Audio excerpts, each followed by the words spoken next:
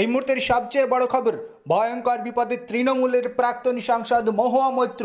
মাত্র 24 ঘন্টা সময় বেঁধে দেওয়া হলো মহুয়া মৈত্রকে। দিল্লি থেকে 24 ঘন্টা সময় বেঁধে দেওয়া হলো মহুয়া মৈত্রকে। এই মুহূর্তের সবচেয়ে বড় খবর, আগামীকাল অর্থাৎ 24 ঘন্টার মধ্যেই দিল্লিতে মহুয়া মৈত্রকে সিবিআই অফিসে হাজিরা দেওয়ার নির্দেশ দেওয়া হলো।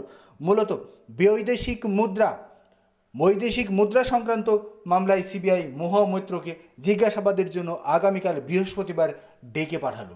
এখন তৃণমূলের পক্ষ থেকে প্রশ্ন উঠতে শুরু করেছে, নির্বাচন ঘোষণা হওয়ার পরপরই নির্বাচনী কাজে বাধা দেওয়ার জন্য মহুয়া মৈত্রকে বারবার সেন্ট্রাল এজেন্সি তলব করছে। যদিও মহুয়া মৈত্র নির্বাচন কমিশনের কাছে সেন্ট্রাল এজেন্সির বিরুদ্ধে গাইডলাইন তৈরি করবার জন্য চিঠিও পাঠিয়েছেন, অর্থাৎ আবেদন জানিয়েছেন। তার মাঝেই এবার বড়সড় পদক্ষেপ করলো সিবিআই।